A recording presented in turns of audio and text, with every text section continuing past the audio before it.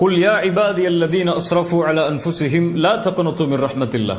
அல்லாஹ் சொல்கிறான், வரம்பு மீறி பாவம் செய்த என் அடியார்களே. அல்லாஹ் வரம்பு மீறி பாவம் செய்தாலும் அவர்களையும் தன் அடியானாகத்தான் அழைக்கிறான். லா தக்னது மிர் ரஹ்மத்தில்லாஹ். அல்லாஹ்வுடைய அருளில் ஒருபோதும் நம்பிக்கை இழந்து விடாது. இன்னல்லாஹ யக்ஃபிரு ذுனூப ஜமீஆ. அல்லாஹ் எல்லா பாவங்களையும் நிச்சயமாக மன்னிப்பான். பாவம் செய்து விட்டேனே அல்லாஹ் மன்னிப்பானா என்ற நினைவு உன்னுடைய உள்ளத்தில் ஒருபோதும் வரக்கூடாது. ஷிர்க், இணை வைக்கக்கூடிய பாவம் தான். அல்லாஹ் மன்னிக்க மாட்டான் ஷிர்க்குடைய நிலையில் மரணித்தால்.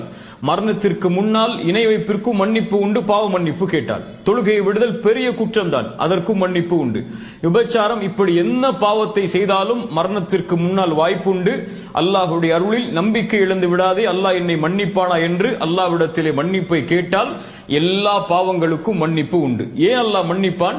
இன்னஹு ஹுவல் கஃபூருர் ரஹீம். அவன்தான் பாவங்களை மன்னிப்பவன், அவன்தான் இரக்க குணமுடைய